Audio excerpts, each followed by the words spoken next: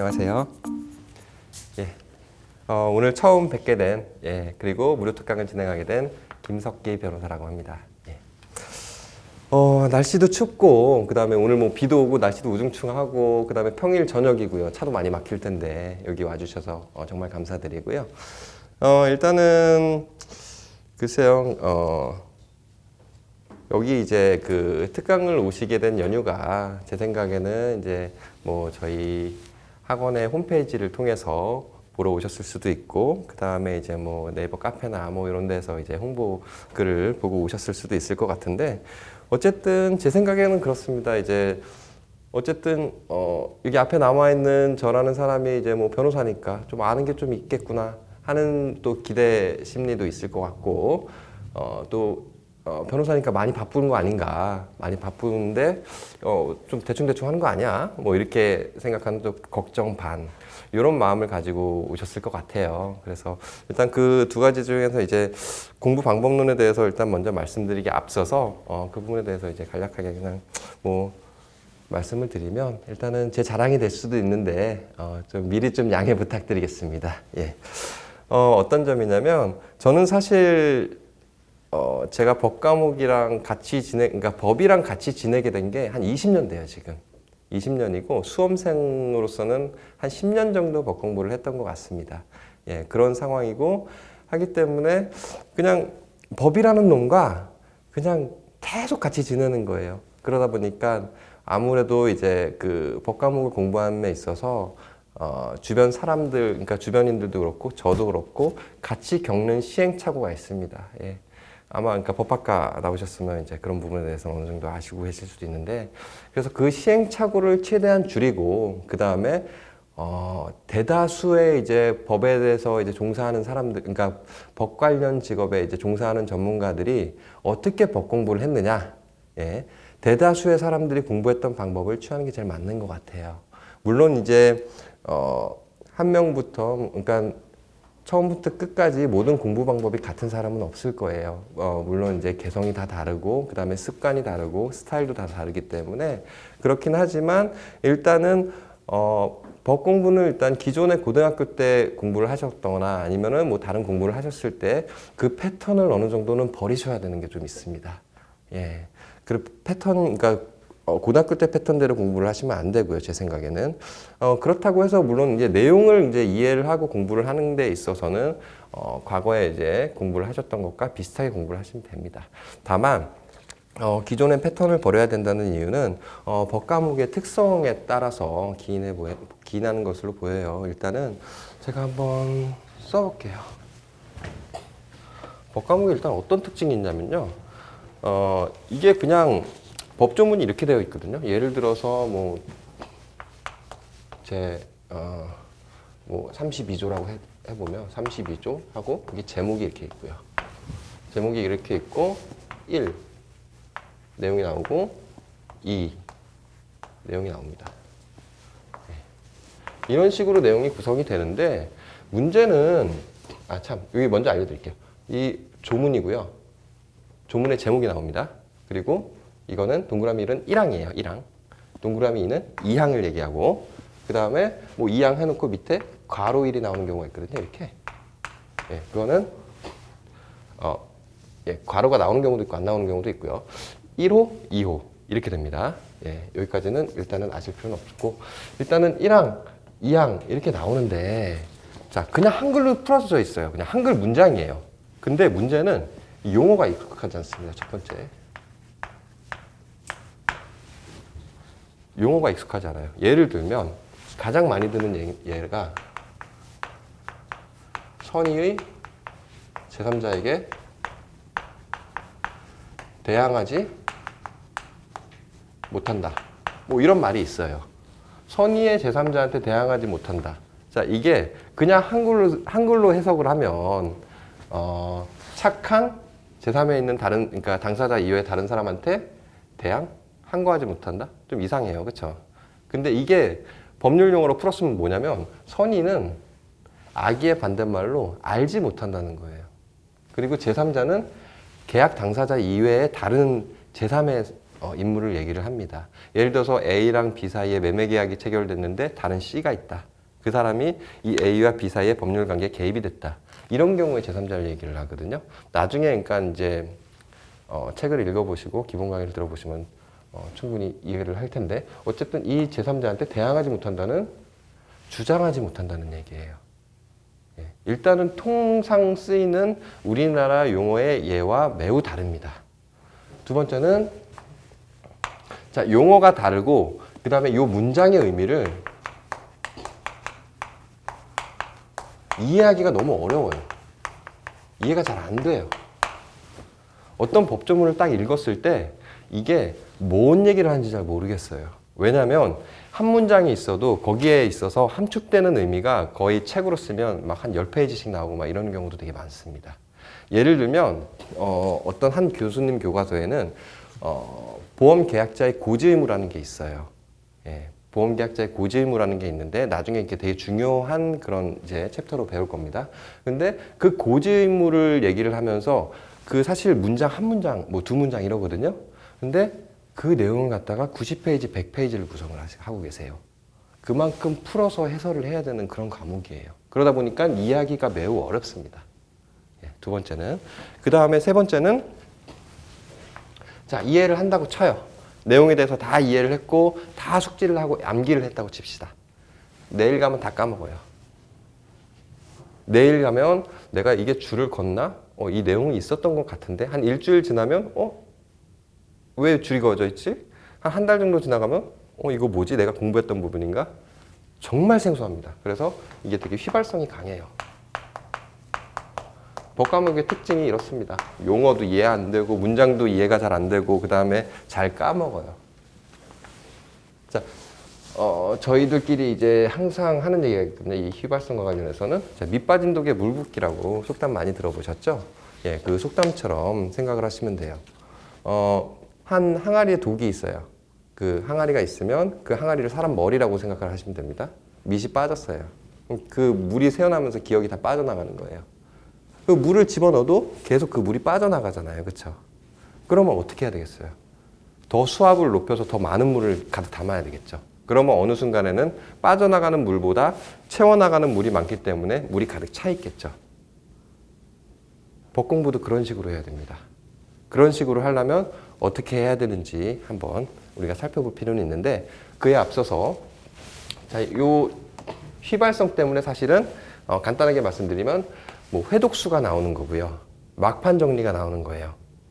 예, 법대 나오셨으면 많이 들어보셨죠? 그런 거. 예, 막판 정리, 회독수 이런 거. 예, 그런 게 이 휘발성 때문에 사실 나오는 거예요. 그래서 기존에 있는 공부 패턴을 어느 정도는 변화시킬 필요는 있습니다. 예. 그렇다면 여러분께서 이제 보험계약법이나 뭐 보험업법도 마찬가지인 것 같고 넓게 보면 2차 과목들도 다 마찬가지인 것 같습니다.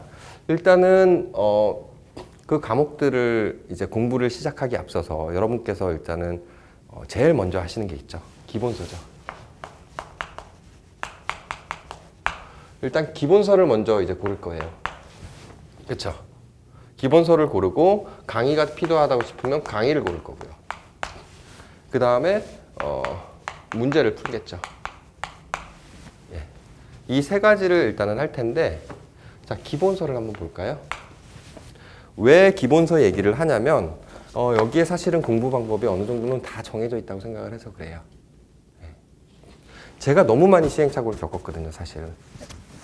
대학교 1학년 때 법과목 학점 좀 창피한 얘기지만 다 C뿔 나왔었습니다. 민법 총칙이랬던 거. 그리고 대학교 2학년 1학기 때도 정말 적응을 못해서 사례 문제 푸는데 사례 문제면 이게 정형화되어 있는 그런 케이스들도 있고 거기에 논점들이 있거든요. 이상한 거 공부했어요. 외국의 무슨 막 말도 안 되는 거 배웠었거든요. 그러니까 지금 이제 막 아직은 와닿지 않을 수도 있지만 정말 말도 안 되는 걸 공부하고 학점도 막 망치고 이랬었어요. 근데 어느 순간 제 친구가 이제 그냥 맨날 놀던 친구였어요. 맨날 술 마시고 맨날 놀고 수업도 째고 맨날 PC방 가 있고 여자친구는 또 얼마나 많이 만나는지 아주 그냥 엄청 부러웠던 친구가 있었는데 그 친구는 저희 주변에서 얘는 진짜 시험 안 될 친구다 이렇게 얘기를 했었어요. 근데 한 2학년 2학기 때인가 그때 갑자기 나 그냥 공부할래. 이러더니 갑자기 신림동으로 그냥 혼자 들어간 거예요. 휴학하고. 그래가지고 저희가 야, 쟤 미쳤다. 무슨 과으로 들어갔냐 했는데 그 다음에 6개월 만에 6개월 한 8개월이죠. 예. 7월부터 2월까지 공부를 하더니 1차를 그냥 그대로 붙어버린 거예요. 사실을.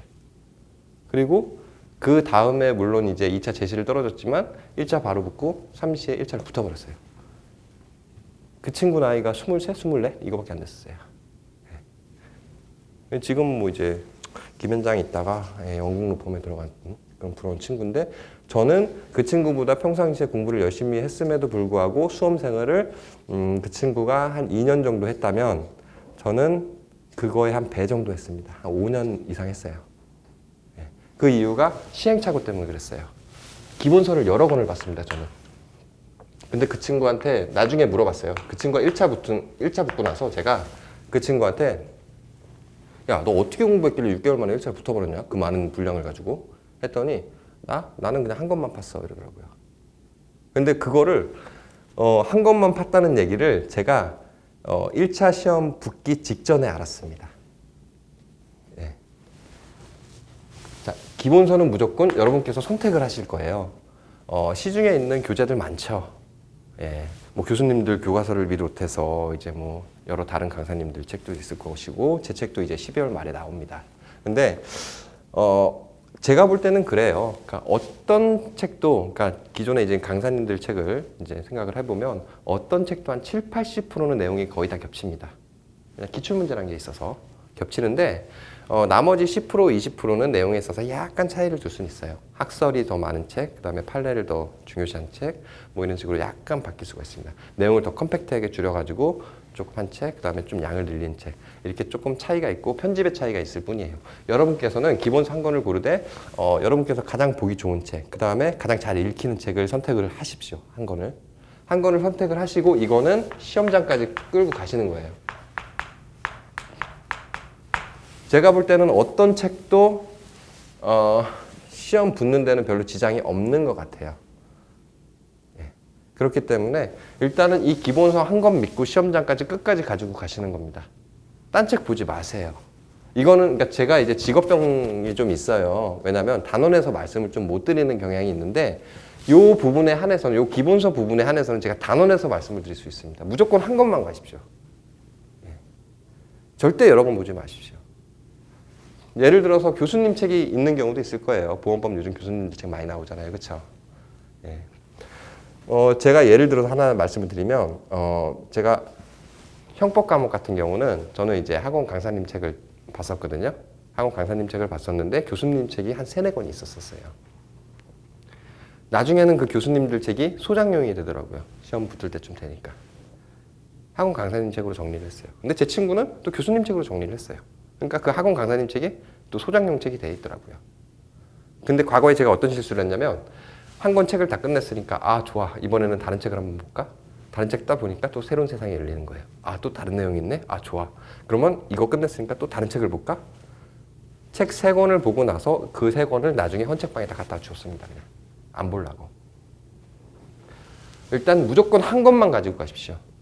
시험장 끝까지. 예. 그리고 두 번째는 자 이해가 안 되더라도 이해가 잘 안 되더라도 일단 끝까지 가십시오. 끝까지. 이게 무슨 말이냐면 예를 들어서 고등학교 수학을 한번 생각을 해볼까요? 정석책을 생각을 해보시면 뭐 공통수학 하면은 집합부터 나오죠. 예. 특히 수학 과목이랑 조금 많이 차이가 나는 것 같은데 법 과목은 자 공통수학 첫 번째 이제 과목을 집합을 배우면 연습 문제까지 정말 열심히 풀죠, 그렇죠? 그리고 나서 두 번째 단원 뭐 명제인가 뭔가 뭐 나오잖아요, 그렇죠? 예, 그 단원 나오면 또 열심히 풀어요. 만약에 이해가 안 되면 그걸 끝까지 들고 파죠. 그리고 나서 이제 뭐 다른 과목으로 넘어가지 않습니까? 예. 사실은 그러니까 제가 뭐 그리고 나서 뭐 다항식 나오고 인수분해 나오고 예, 저 수학 잘 알아요. 예. 과거에 그러니까 서초동에서 이제 서초동에서 수학 강사하면서 좀 알바 좀 했었거든요. 사시 공부할 때. 예. 어쨌든 수학 같은 경우는 한 과목이 제대로 끝나지 않으면 그 다음 단원으로 넘어가기 힘들잖아요. 왜냐하면 뼈대가 안 잡혀 있고 기초가 안 잡혀 있다고 해서. 근데 법 과목은 다릅니다. 예를 들어서 처음에 보험 이제 총칙이 나올 거고 손해보험이 나올 거고 임보험이 나올 텐데 총칙 부분에 대해서 이해 못 하시는 부분이 그러니까 꽤 나올 거예요. 처음에 이제 법에 대해서 아예 그냥 처음이라면 절반 이상이 이해가 안 될 수도 있어요. 근데 그거는 내 머리가 나빠서 그런 것도 아니고 내가 공부를 열심히 안 해서 그런 것도 아니에요. 그건 자연스러운 현상입니다. 누구나 다 그랬습니다. 네. 지금 현직에 있는 모든 분들이 그러니까 다 동일하게 그랬을 겁니다. 근데 왜 이렇게 넘어가야 되냐? 넘어가고 그 다음에 끝까지 무조건 완주를 해야 되냐? 이해가 잘 안 되죠, 그렇죠?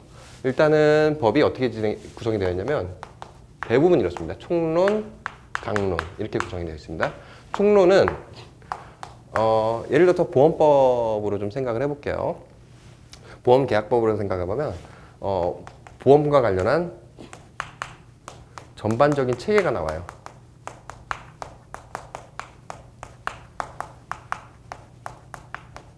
전반적인 내용이 다 들어가 있는 거예요. 모든 보험 상품에 대해서. 예를 들어서 보험 상품만 해도 손해보험 같은 경우는 화재보험 있고 운송보험 있고 그다음에 뭐 책임보험 있고 보증보험 있고 종류가 엄청 많잖아요. 임보험도 보험계약법의 분류에 따르면 뭐 생명보험, 상해보험, 뭐 질병보험 이렇게 다 있잖아요. 그 많은 보험의 공통적인 분모를 뽑아서 얘기를 하고 있는 거예요. 처음에 무조건 그러니까 이거는 법 과목이 대부분 다 총론 강론으로 되어 있습니다. 심지어는 뭐 행정법, 뭐 형법, 민법 모든 과목이 다 그래요. 이건 사실은 우리가 독일법을 이제 계승한 결과 그렇게 되는 거거든요. 판택템 시스템이라고 뭐 그런 것들이 있는데 어쨌든 전반적인 체계에 대해서 다루는데 이 강론에 대한 내용이 당연히 나오겠죠. 생명보험에 대한 얘기가 강론의 끝부분에 나오는데 총론의 생명보험에 관한 얘기가 막 처음에 탁탁 튀어나와요. 그럼 잘 이해가 안 가는 겁니다. 당연한 거예요. 법과목은 다 이렇게 되어 있기 때문에 이해가 안 가는 게 당연해요. 그리고 나중에 강론 부분을 이제 또 막 봅니다. 이제 개별적인 보험 상품에 대해서 나올 거예요. 개별적인 보험 상품에 대해서 나올 텐데 일단은 총론 부분을 다 완주를 하고요. 이해가 안 되더라도. 그리고 나서 강론 부분을 다 완주를 합니다.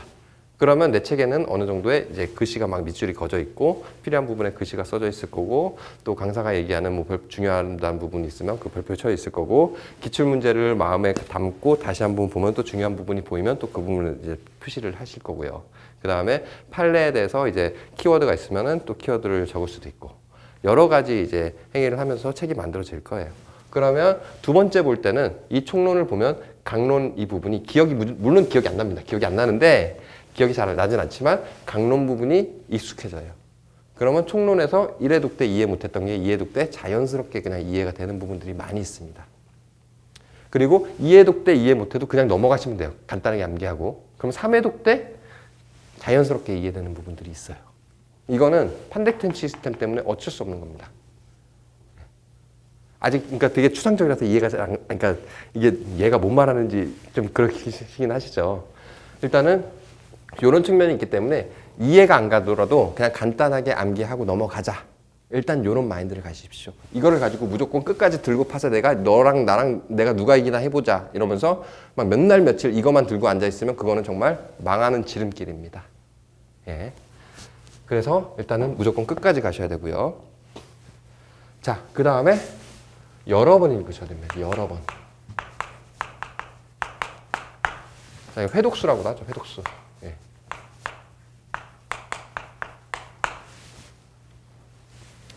자, 기본서를 여러 번 보셔야 됩니다. 지금 이제 12월 중순이니까 뭐 대충 뭐 1월부터 시작을 하시거나 12월 말부터 시작을 하신다고 하더라도 제 생각에는 보험계약법 4회독에서 5회독은 하겠네요.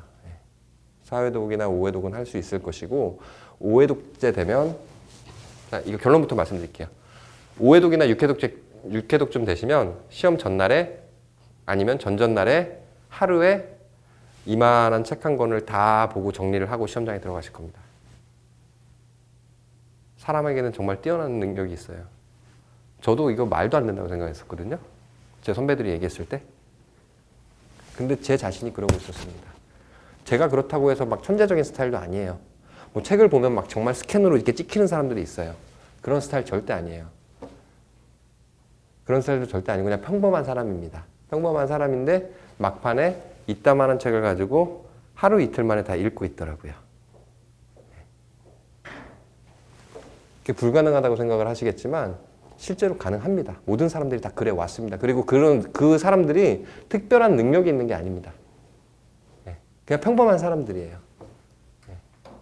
그리고 제가 아까 말씀드렸지만 2학년 마치고 나서 나 공부 좀 할래 그 친구 제 주변에 있는 친구들 중에서 머리가 가장 나쁜 친구 중에 하나였어요. 근데 그 친구가 쉽게 빨리 붙었던 이유는 열심히도 했지만 그만큼 본인이 시간 낭비를 하지 않은 거예요. 효율적으로 한 거예요. 쉽고 효율적으로 금방금방 따라간 거예요. 그래서 막판에 책 한 권을 다 읽었대요. 마지막 하루에. 저는 근데 솔직히 하루에 책 한 권을 다 읽기는 좀 힘들더라고요. 어떤 과목이 있으면 하루 반이나 이틀 정도 잡았었습니다. 저는 개인적으로는. 책 읽는 속도가 좀 느려서. 그러긴 했지만 대부분의 사람들이 그렇게 지금 하루 만에 그냥 정리하고 그 부분을 이제 시험장에서 쏟아내고 이제 시험 끝나면 또 까먹는 거죠. 그 과정의 반복입니다, 사실. 법이라는 것이. 일단은 그래서 기본서 일단은 새로 오신 분들 계셔서 일단은 제가 여기까지 얘기를 했거든요. 법 과목이 용어도 어렵고 문장 의미가 이해가 안 되고 자주 까먹어서 그렇다면 어떻게 공부를 할 것이냐라고 얘기를 했고 그 다음에 기본서 한 권만 선택하고 다른 거 절대 보지 마라. 기본서 다 비슷하니까. 그 다음에 시험장까지 그 책을 가지고 가라. 그리고 이해가 안 돼도 일단 넘어가라. 왜냐면 총론, 강론으로 되어 있기 때문에 총론에서 전반적인 게 나오는데 강론의 내용이 막 툭툭 튀어나오기 때문에 이해가 안 될 수밖에 없고 그런 부분은 회독수를 높여가면서 자연스럽게 이해가 되니까 그런 부분은 걱정하지 마시고요. 그 다음에 마지막으로 회독수는 여러 번 높여야 됩니다. 그리고 자 이게 제일 중요한 것 같아요. 저는 사실 내 책으로 만드는 거. 자 보물로 만드는 거예요. 이게 무슨 의미냐면 글쎄 모르겠습니다. 그러니까 지금 대학교 다니시는 분들의 경우에는 초등학교 때 방학 숙제로 탐구 생활 이런 거 해보셨나요? 안 해보셨나요? 탐구 생활 이런 거? 저는 해봤고 해보신 적 있으시죠? 예, 해보신 적 있으실 것 같고 예. 일단 탐구 생활이라고 해가지고 책 한 권이 이렇게 쫙 나와요. 이렇게 책 한 권이 쫙 나오는데 이 책 한 권에 정말 많은 활동을 하게끔 나와 있어요. 뭐 색종이로 접어가지고 이게 막 갖다 붙이고, 그 다음에 곤충 같은 거 막 탐구하고 그래가지고 그런 것들 막 갖다 붙이고 이것저것 막 행위를 하면서 책 한 권을 만들어요. 근데 그 책 한 권이 반에 있는 교실에 있는 모든 아이, 1번부터 뭐 예를 들어서 한 30번까지 있다면 1번부터 30번까지 모든 아이들이 이 책이 다 달라요. 자기만의 책을 가지고 있는 거죠. 그렇죠? 이거랑 비슷하게 생각하시면 됩니다. 법서도 똑같아요. 자기만의 책을 만들어야 돼요. 나만의 보물을 만드는 겁니다. 나만의 보물을 만들어서 이 책이 한 권이 딱 만들어지면 이거는 정말 내 거예요. 예. 내 여자친구예요. 예. 그렇게 생각을 하셔야 돼요. 이 책을 누가 훔쳐갔다? 정말 죽이고 싶어요. 그렇게 만드셔야 돼요.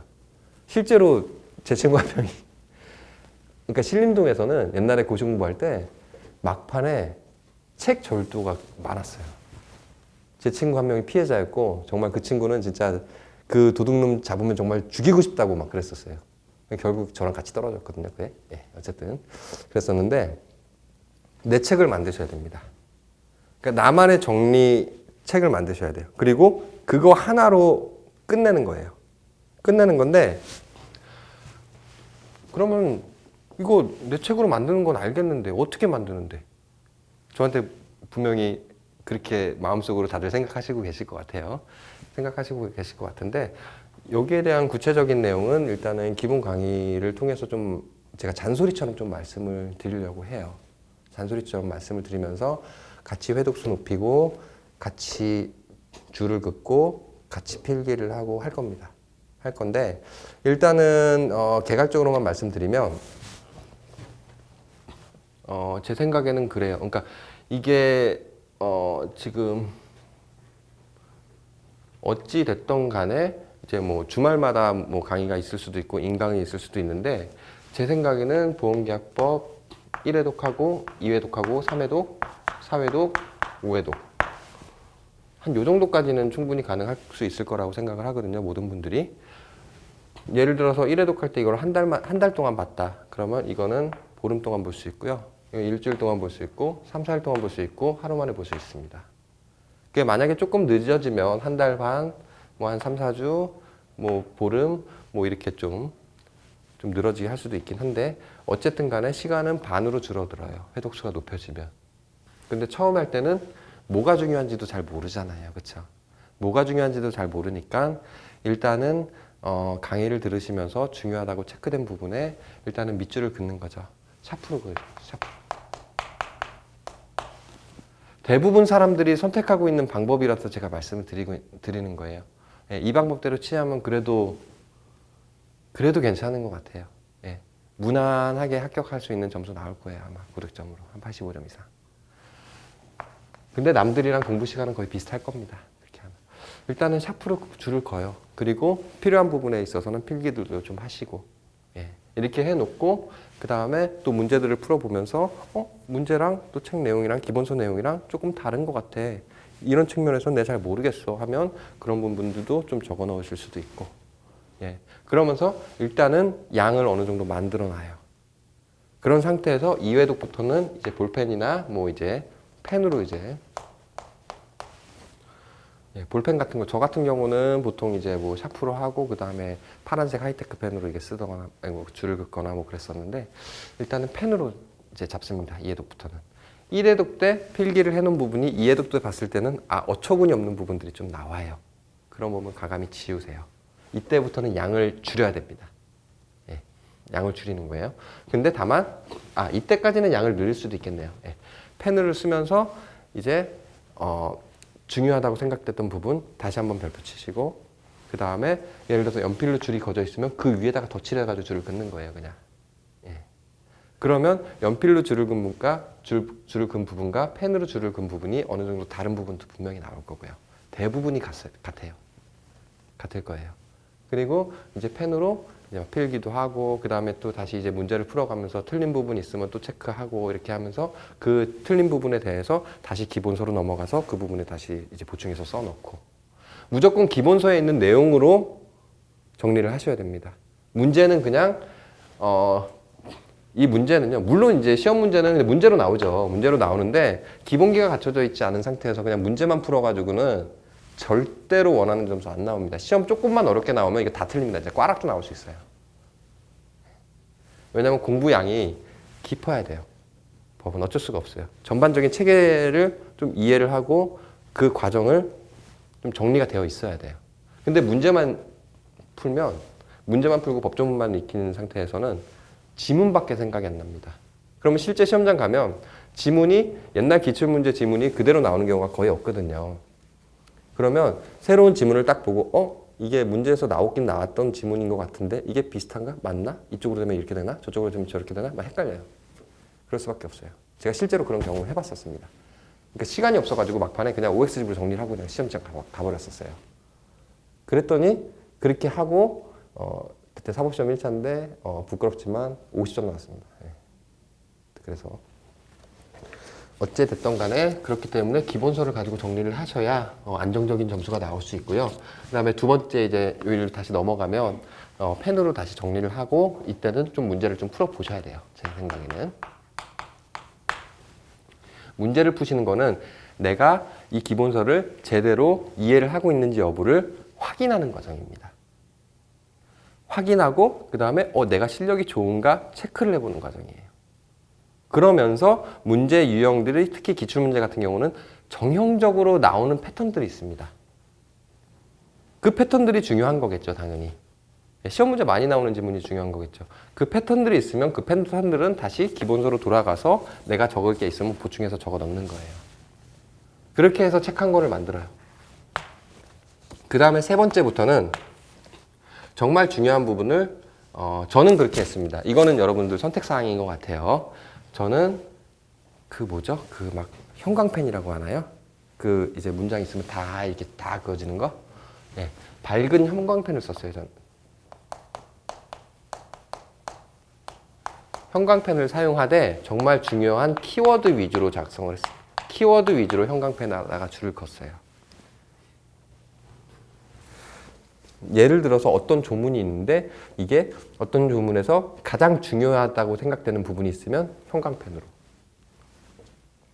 보험계약법 숫자 문제 많이 나오죠? 숫자 문제가 헷갈려요. 그러면 그 부분만 형광펜으로. 3월이면 3월만 형광펜으로. 이런 식으로. 그리고 나머지 정리된 부분들은 펜으로 써져 있어도 다시는 볼 필요 없어. 내가 다 이해했어. 이런 부분은 과감하게 화이트로 지우셔도 상관없어요. 그리고 이때도 뭐 문제를 풀어보셔야 되겠죠? 근데 문제를 굳이 많이 푼다고 좋은 점수가 나오진 않는 것 같습니다. 법과목은. 풀었던 문제를 또 풀어보면 또 틀려요. 왜냐하면 다 까먹었기 때문에 우리는. 예. 그러면 계속 틀린 걸로 체크되는 문제들이 분명히 이제부터는 나옵니다. 그러면 이 틀리는 문제들을 이제 기본서로 다시 돌아가서 아예 저 같은 경우는 그랬어요. 한 3번 이상 똑같이 틀려버리면 분명히 여러분들도 그렇게 경험을 하실 수 있거든요. 그거는 그냥 아예 그냥 찢어가지고 그냥 기본서에 붙여버렸어요. 찢어가 붙여버리거나 아니면 지문 자체를 그냥 아예 다 써버렸습니다. 그 빈 공간에다가. 그렇게 해서 중요한 키워드 위주로 해서 정리를 하는 겁니다. 그 다음에 사회독부터는 모든 펜 다 놓고 제가 줄근 것만 보는 거예요. 줄근 게 시험 문제 나올 테니까.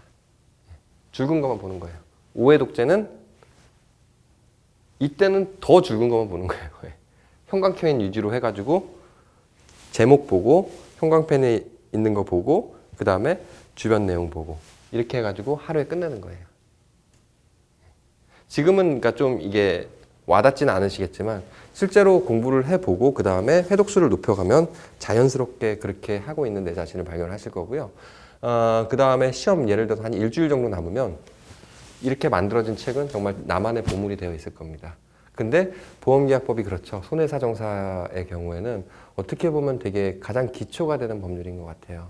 약간도 보험계약법이 전제가 되어 있을 수밖에 없는 것이고 2차 과목 하는데도 필요하고 실무 나와서도 사실은 상법보험편이 매우 중요합니다.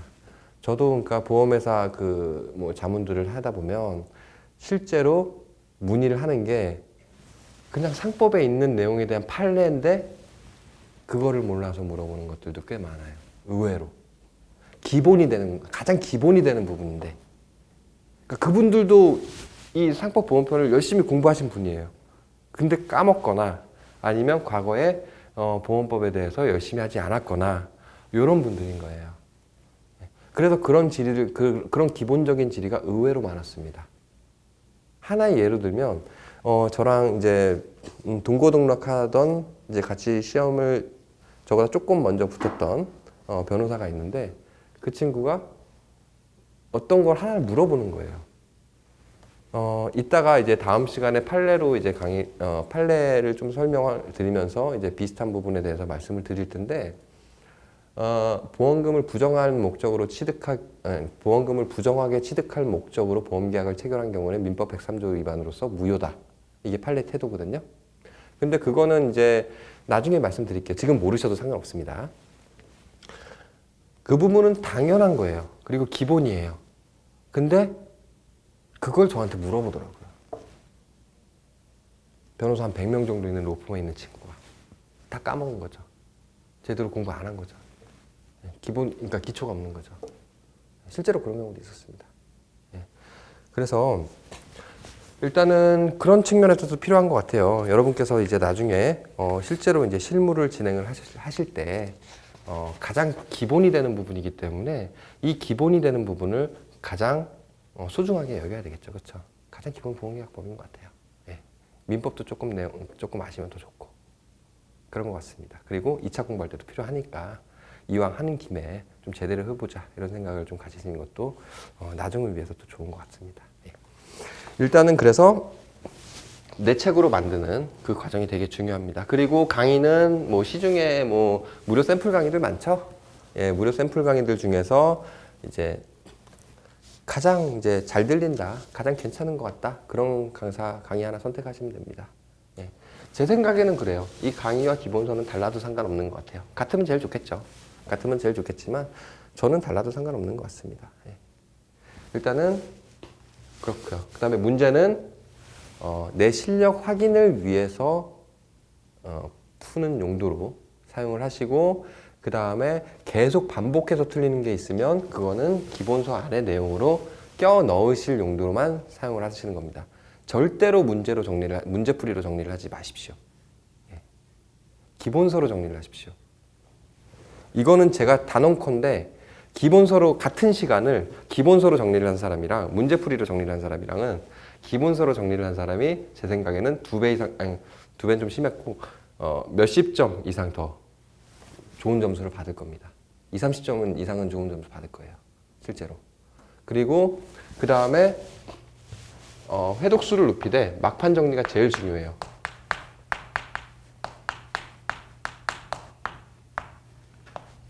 이거는 정말 아무리 강조해도 지나치지 않는 것 같아요. 막판 정리가 왜 중요하냐면 법 공부를 잘하는 사람은 순위로 매겨보면 3등은 머리 좋은 사람이에요. 정말로 제 주변에는 진짜 책 한 번 보면 이제 스캔으로 찍히는 사람들 많이 있습니다. 근데 그 사람들이 꼭 시험을 붙거나 그런 건 아니에요. 예. 어쨌든 간에 머리 좋은 사람이 3등이에요. 그리고 2등은 열심히 노력하는 사람. 근데 시험을 제일 잘 보는 1등은 뭐냐면 직전에 보는 사람. 예. 열심히 보는 사람이 직전에 보는 사람 못 이깁니다. 실제로 그래요. 그래서 막판에 4회독, 5회독 할 때 책을 단기간에 빨리 보고 정리를 하는 게 필요한 거예요. 그거는 그러니까 법 과목이 워낙 휘발성이 강하고 자주 까먹는다는 거 그 특성에도 좀 부합하기도 하죠. 그래서 막판 정리를 정말 충실히 하셔야 됩니다. 예를 들어서 한 3월부터는 최소한 뭐 한 3, 4일 아니면은 늦어도 한 4, 5일 만에 한 과목을 끝내는 거예요. 그렇게 목표를 삼고 지금부터 공부를 하시면 됩니다. 예, 지금 뭐 시간은 충분히 많이 있거든요. 예, 그래서 충분히 가능해요. 무조건 단기간에 많은 거를 보고 시험장에서 쏟아내는 겁니다. 물론 보험법에 있는 모든 내용을 가지고 기본서에 있는 모든 내용을 내 머릿속에 들고 시험장 가는 거는 불가능에 가깝습니다. 저도 제가 만든 기본서지만 그 내용을 모든 부분을 토시 하나 안 틀리고 제 머릿속에 가지고 있다는 건 말도 안 돼요, 사실. 저도 계속 공부하지 않으면 까먹어요. 책을 쓰다가 한 달 정도 손 놓고 다시 책을 쓰려고 그러면 이게 무슨 내용이었지? 갑자기 생각이 안 나는 경우가 있어요. 그러니까 물론 이제 전반적인 내용은 어느 정도는 알고 있지만 디테일한 부분은 저도 계속 까먹어요. 저도 계속 공부해야 돼요. 심지어는 저 같은 경우는 민법을 한 50회독에서 100회독은 한 것 같아요. 수험 기간에. 근데 한 5, 6년 동안 민법책을 거의 볼 일은 없었어요. 실제 소송하면서 그냥 간단하게 그냥 문제되는 부분이 그러니까 논점은 찍어낼 수 있거든요. 하도 많이 봤으니까. 근데 이게 구체적인 내용이 어디 있는지 그러니까 구체적인 내용이 어떻게 되는지는 잘 몰라요. 그럼 찾아봐요. 그럼 딱 집은 데서 웬만하면 다 나와요. 예. 변호사들은 그 찍어내는 능력이 좋은 사람들이거든요. 사실 솔직히 말씀드리면. 그러면 보고 내용을 확인을 하고 이 내용이었구나 하는 거예요. 근데 제가 처음부터 민법책을 1페이지부터 지금까지 새로운 책으로 본다? 저도 새로운 세상이 열려요. 기억이 안 나요. 옛날에 공부했던 책으로 본다? 그러면은 그래도 빨리빨리 돌아가면서 어렴풋이 기억이라도 잘 나요. 몇 년이 지났음에도. 근데 IS의 책을 지금 제가 민법책을 공부한다? 정말 새롭게 공부해야 됩니다, 진짜. 예. 그래서 그러니까 일단은 회독수를 높이고 여러 번 보고 막판 정리에 최선을 다한다. 이게 정말 중요합니다. 막판 정리에 따라서 제 생각에는 보험계약법은 한 50점에서 100점 사이가 왔다 갔다 할 것 같아요. 실제로. 막판에 누가 더 많이 머릿속에다가 집어넣느냐의 싸움입니다.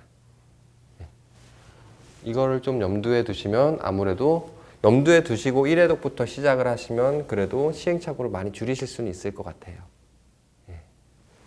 그래서 이 부분에 대해서는 조금 좀 중언부언 설명을 좀 했습니다.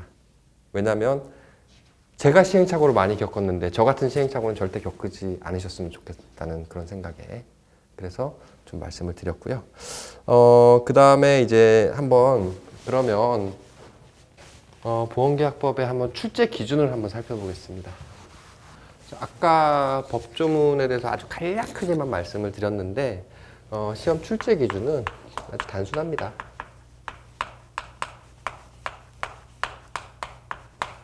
자, 일단은 보험계약법의 1차 시험에 나오는 거는 모든 분들이 다 아실 거고요. 40문제고 그 다음에 객관식 사진선다형이고 한 문항당 2.5점씩이고요. 이거 다 아시죠? 네, 다 아실 거고. 자, 출제 기준은 법조문. 이거는 샘플 강의 들으면 누구나 다 아는 얘기죠. 그쵸? 법조문, 그 다음에 판례, 학설, 사례. 자, 요 네 가지 수준의 문제에서 벗어나지 않습니다. 다만 객관식은 어떤 형태로 또 만들 수 있죠. 틀린 것은 1, 2, 3, 4, 맞은 것은 1, 2, 3, 4. 가장 기본적인 문제가 있을 거고 박스 치고 뭐 옳은 것을 골라라. 박스 치고 틀린 것을 골라라. 괄호 쳐놓고 맞는 것을 골라라. 그 다음에 이런 문제도 있죠. 요즘은 2단 박스 문제 이런 것들도 있죠. 3단 박스도 나오죠. 막 사례 하나 놔놓고 뭐 견해 그 다음에 거기에 대한 올바른 태도 해가지고 이렇게 나오기도 해요. 사실 보험업법이 약간 박스 문제가 많이 늘어난 것 같더라고요. 그리고 제일 치졸하고 치사한 문제 박스 문제 내놓고 옳은 게 몇 개이냐 틀린 게 몇 개이냐 이런 문제. 오히려 이거는 지문이 예를 들어서 한 기역부터 미음까지 뭐 한 5개 지문이면 지문을 모두 다 알면 당연히 맞추겠죠. 근데 지문을 하나만 몰라요. 그럼 틀릴 가능성이 더 높아요. 오히려 2개를 모르는 경우보다. 제 경험상 그렇습니다.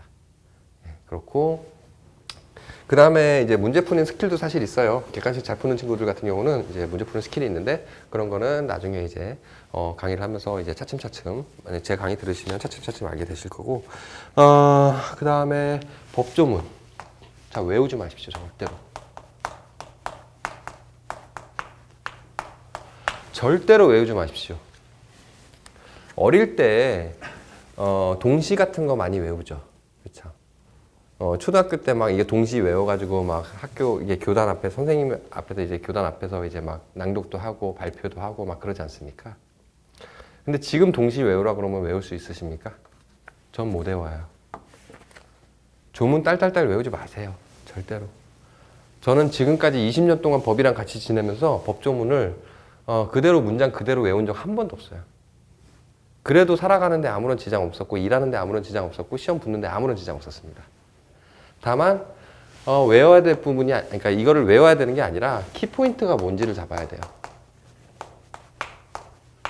법조문 하나로 제도의 취지가 나올 수도 있고 제도의 요건이 나올 수도 있고요. 그 제도의 효과가 나올 수도 있고 그 다음에 관련 문제도 파생돼요.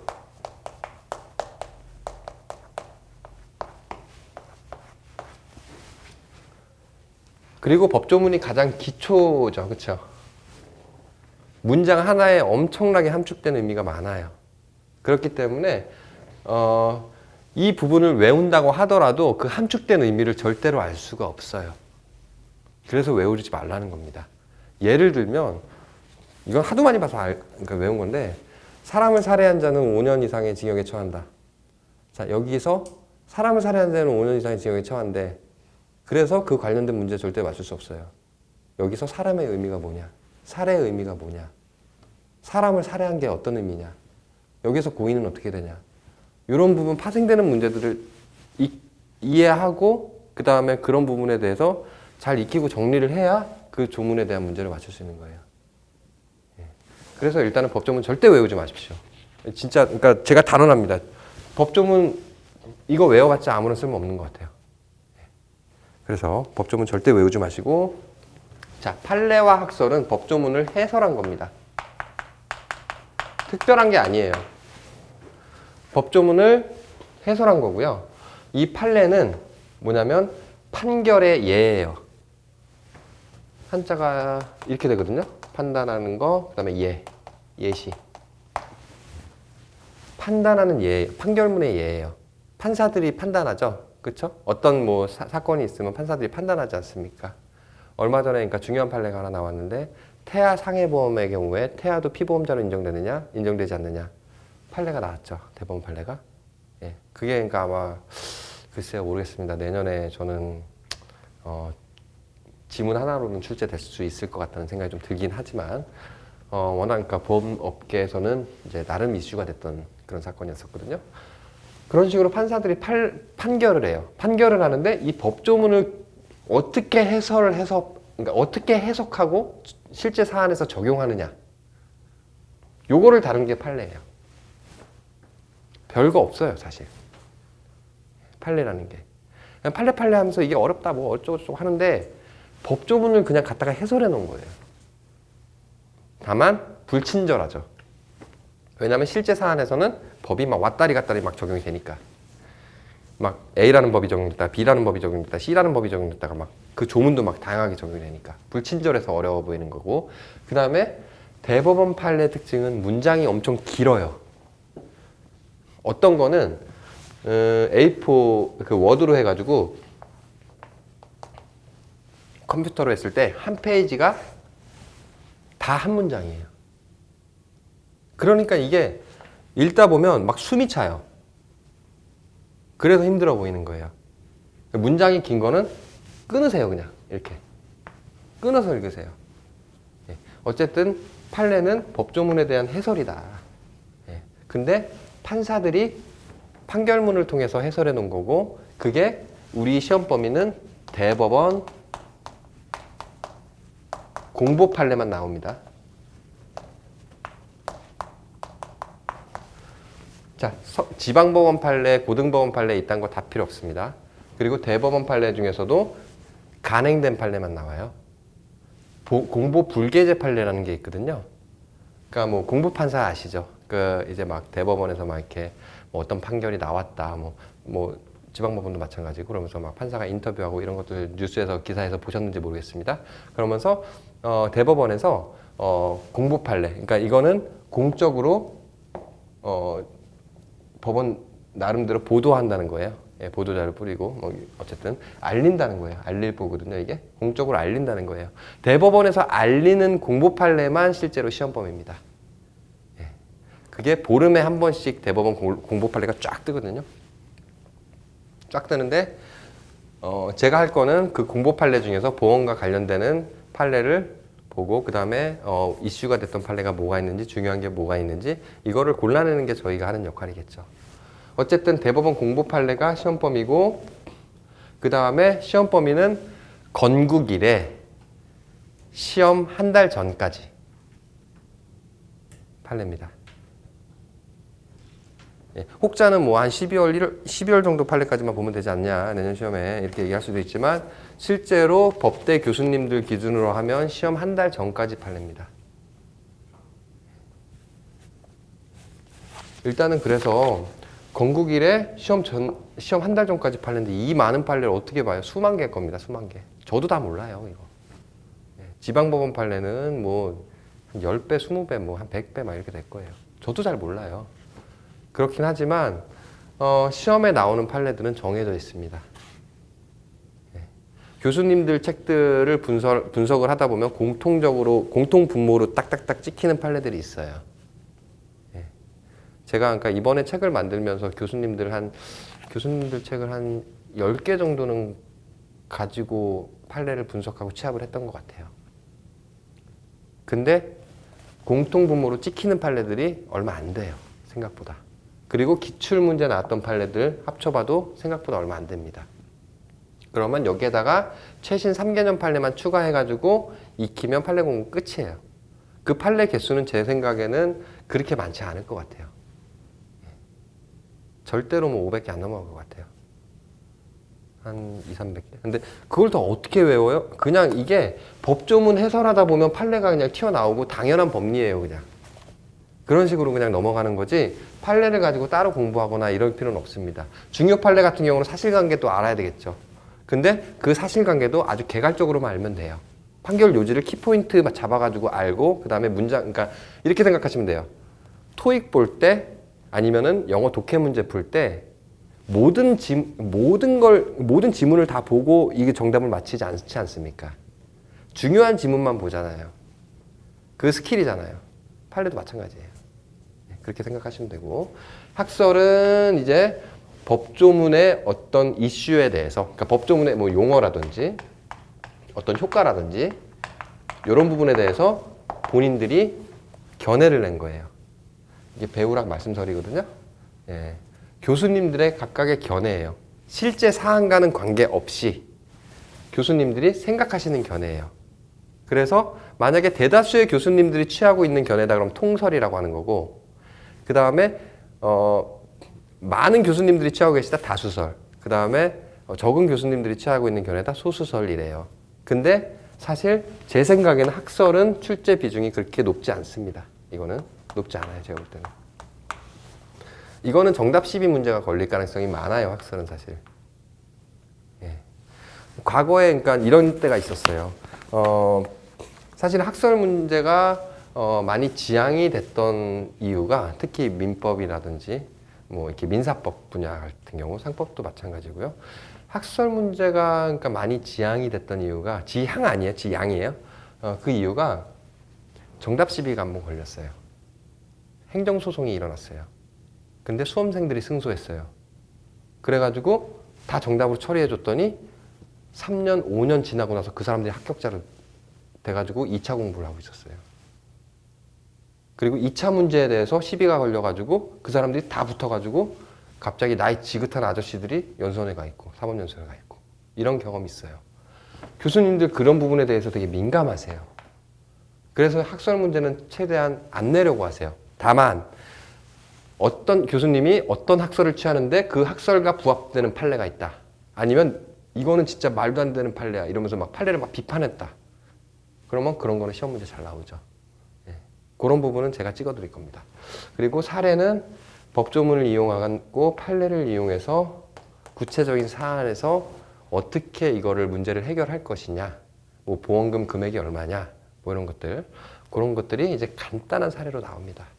복잡한 사례로 나오면 정말 그러니까 풀기 힘든데 어쨌든 간단한 사례로 나오니까 예. 사실 제일 난이도 높은 문제예요, 사례 문제가. 예. 이 사례 문제도 해결하는 방법은 이제 제가 나중에 설명을 드리는 걸로 하고요. 그래서 일단은 출제 기준은 법조문, 판례, 학설, 사례인데 일단은 법서는 법조문에 대한 해설서라고 생각을 하시면 됩니다. 법조문이 가장 기초예요. 예. 뭐 시중에 있는 이제 뭐 강사님들의 책들도 마찬가지예요. 그 법조문을 어떻게 해 놓은 거냐, 그 책인 거예요. 그렇기 때문에 가장 기초가 돼요. 그래서 법조문을 가장 중요하게 생각을 하셔야 돼요. 이 법조문을 어떻게 내가 이거를 이용해서 씹어 먹을 것이냐, 이 부분과 관련해서 이 법조문의 어떤 내용에 대해서 이거를 어떻게 정리를 할 것이냐, 그게 사실은 보험계약법의 관건이에요. 그렇게 생각을 하시면 되고요. 자, 그 다음에 이제 출제 기준까지 말씀을 드렸고, 그 다음에는 한번 일단은 잠시 쉬셨다가 일단은 판례를 한번 같이 볼 거예요. 판례를 같이 볼 건데 이거는 제가 좀 높아심의 말씀을 드리겠습니다. 일단 기본적인 법조문에 대해서 알지 못하시는 상태에서 이 판례를 보시는 것 자체가 쉽지가 않아요. 그렇기 때문에 제가 최대한 한번 쉽게 한번 말씀을 한번 드려볼게요. 그리고 들으실 때는 정말 그냥 일반 그냥 시사 이야기다 생각하시고 그냥 편하게 들으십시오. 공부한다고 생각하지 들으시지 마시고 그냥 이야기 듣는다 생각하고 편하게 한번 들어보십시오. 그리고 나서 나중에 이제 내용에 대해서 다 익히고 공부하시고 나서 이제 이 판례를 한번 보십시오. 예. 그럼 아무래도 나중에 조금 편하실 것 같아요. 예. 그래서 그리고 이 판례 나눠드린 거는 2018년 판례랑 2019년 판례입니다. 예. 사실은 3개년 판례는 웬만하면 공부 판례는 다 익히고 있어야 되거든요. 근데 일단은 시간이 별로 없을 것 같아서 2개년 판례만 일단은 제가 드렸어요. 예. 그래서 여기 계시는 분들은 이제 요청 주시면 제가 메일로라도 2017년 판례를 제가 정리를 한 걸 드리겠습니다. 예. 일단은 그 세 개, 그 다음에 시험 직전 한 달 전까지 지금부터 한 몇 개월 남았죠, 그렇죠? 12월, 그다음에 1월, 2월, 3월 이렇게 남았는데 그 기간 동안에 그러니까 출제위원 교수님들이 시험장에 들어가시기 전에 한 보름 전 정도까지 나오는 판례를 취합을 할 거예요. 지금부터. 그래서 그거는 별도의 자료로 드릴 겁니다. 별도의 자료로 드릴 거니까 그거 그다음에 요거 그다음에 2017년 판례 요거 일단 정리하시고 나머지는 그냥 기본서 안에서 해결하시면 될 것 같아요. 예. 일단은 그렇고 일단은 판례 한번 맛보기로 다음 시간에는 한번 좀 진행을 하는 걸로 하고요. 잠시 쉬었다가 한 10분에서 한 15분 정도 쉬겠습니다. 잠시 쉬었다가 다음 시간 또 진행을 하겠습니다. 예.